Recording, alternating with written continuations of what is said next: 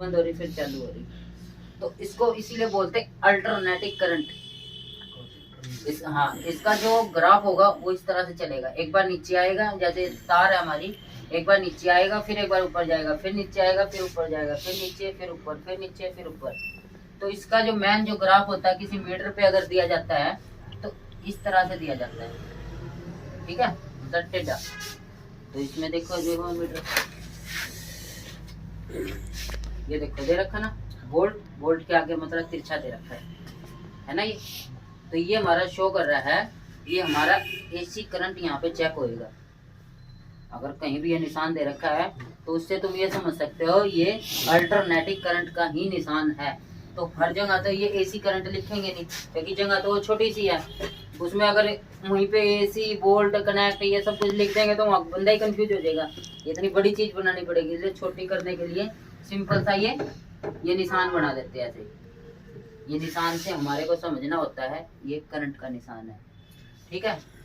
दूसरा होता है डीसी करंट, डीसी वोल्ट।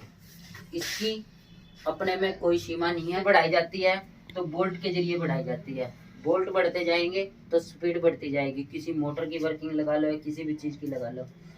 और जो अम्पेयर जो बढ़ाएंगे उससे हमारी कैपेसिटी बढ़ती जाएगी। कैपेसिटी मतलब यहाँ से अगर हमारे को पास 10 अम्पेयर है, ठीक है, अब 10 अम्पेयर है और हम गाड़ी चला रहे हैं तो हमारी वो 10 ही किलोमीटर चलेगी।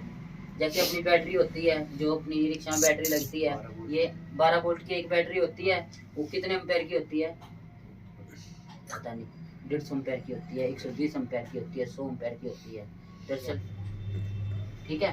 पर जो उससे जो ऊपर आती है 9 महीने में आती है वो 120 अम्पेयर की होती है, ठीक है। उससे ऊपर जो साल भर वाली वारंटी में देती है वो 150 अम्पेयर की होती है। तो ये 150 अम्पेयर की जो बैटरी होती है वो 150 मीटर की टेस्टिंग के बारे में हमने। तो ये डीसी और बैटरी में 12 वोल्ट होते हैं। तेल के पैसे 50 रुपए दिए, 2.5 रुपए तेल डाल दे, वोल्ट से नीचे करंट डाल दिया, लगेगा, 150 वोल्ट से ऊपर जाके करंट 2.5 रुपए डाल दो, ठीक, आराम से बोलिए, आराम से इशारे में। 14 वोल्ट होते जाएंगे, जैसे 1000 वोल्ट चले जाएंगे जो। और दूसरा ओम्स का होता है।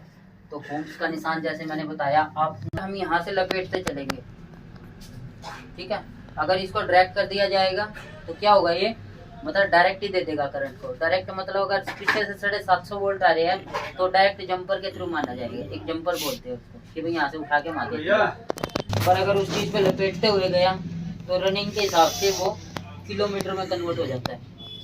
एक मीटर ही बोला जाता है इसको, पर किलो होम्स में आ जाता है, क्योंकि होम्स की वैल्यू हमारे को समझनी जरूरी है।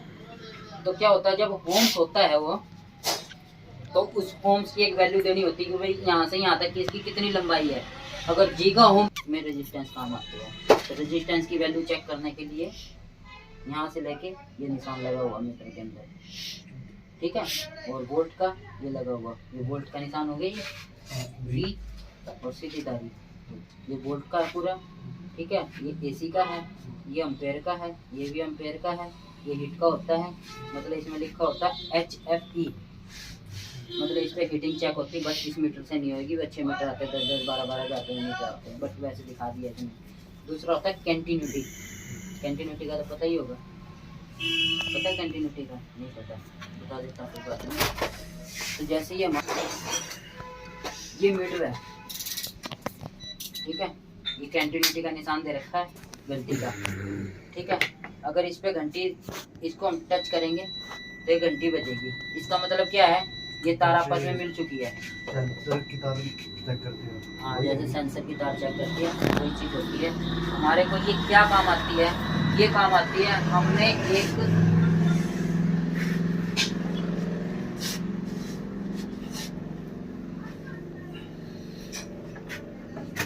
हमारे को क्या दे रखा है, इसने जंपर दे रखा है सीधा।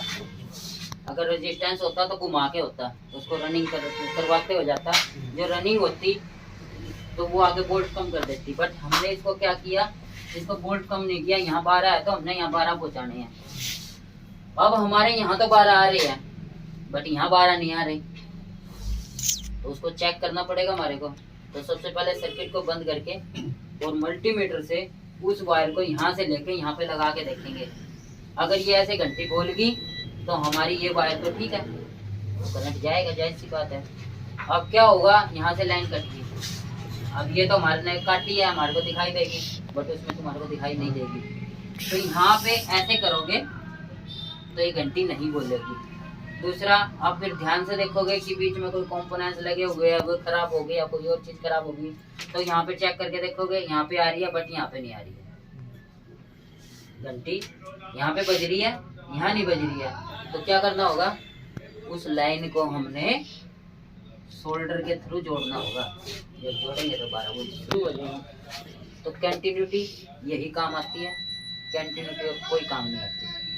सिर्फ स्टार्टिंग में इससे चेक करना है। हाँ, स्टार्टिंग में कोई भी सर्किट होगा हमारे को इससे चेक करना है, यहाँ से करंट वहाँ जा रहा है कि नहीं जा रहा। अब ये चेक करना है। बुकलेट दिखाना है।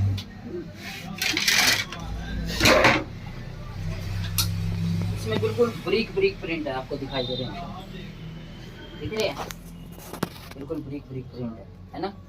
ये भी देखो, यहाँ से ब्रिक ब्रिक प्रिंट है।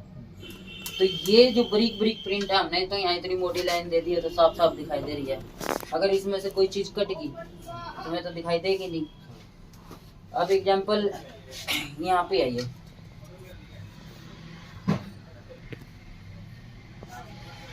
हमने यहाँ पे लगाया ये, ठीक है। अब हमारे को ये देखना, ये कनेक्शन यहाँ पे आया है या नहीं आया। पहुंच रहा है ना यहाँ पे। अब यहाँ पे पहुंच रहा है, यहाँ पे पहुंच रहा है, यहाँ पे पहुंच रहा है। ये तो नहीं मिला रहा हम आपस में, यहाँ पे मिला रहा हूँ ना। घंटी बोल रही है ना, ये भी बोल रही है, ये भी, ये भी। यानी ये क्या है, ये जो रेजिस्टेंस है हमारे, वे यहाँ तक कनेक्ट है। अब अगर यहाँ पे घंटी नहीं बोलती तो हम क्या करते, ये चेंज करेंगे। चेंज नहीं करेंगे, इसको पहले चेक करेंगे रेजिस्टेंस सही है, खराब है, प्रिंट बटा हुआ है या कोई और समस्या है।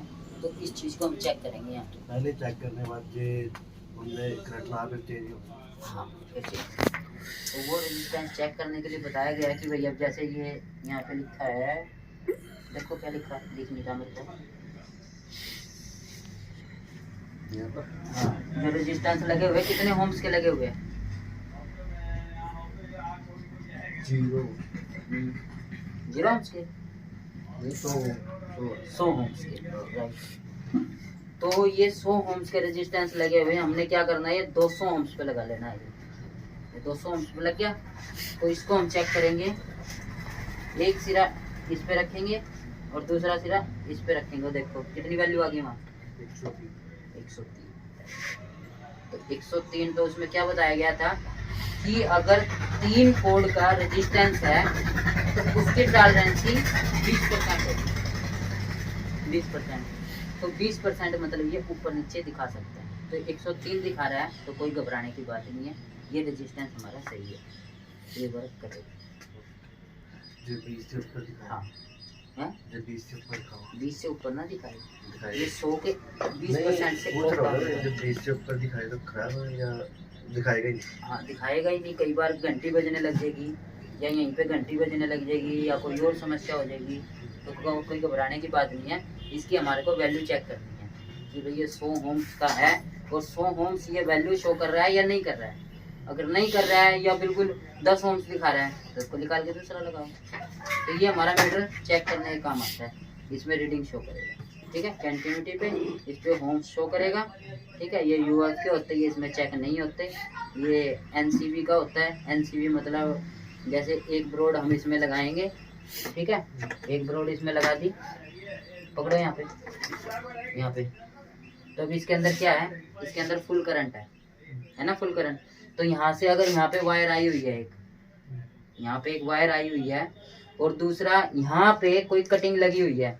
ये हमने यहाँ तो चेक कर लिया, यहाँ करंट नहीं आ रहा है, पर यहाँ पे चेक किया, यहाँ करंट आ रहा है। तो यहाँ पे आ रहा है और यहाँ पे नहीं आ रहा है, बीच में कमी है।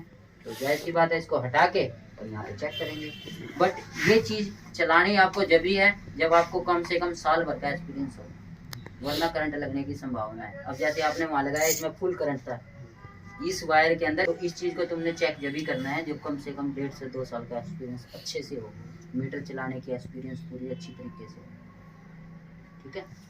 तो अगर इसके चिन्ह आपको याद हो गए हो, ठीक है, नहीं याद हुए हो तो लिख लो, नहीं लिखते तो फोटो ले लो। हाँ, फोटो ले लो। एक मैं दूसरा दे देता हूँ मैं तुम्हारे को, जो एक्स्ट्रा दिखाया था जैसे। दोनों बना दो ना। हाँ, तो ये होम्स का हो गया, ठीक है। और ये वोल्ट क्या था, ये डीसी वोल्ट डीसी डीसी। तो डीसी का निशान क्या था, हाँ? बना दो। सीधे करना।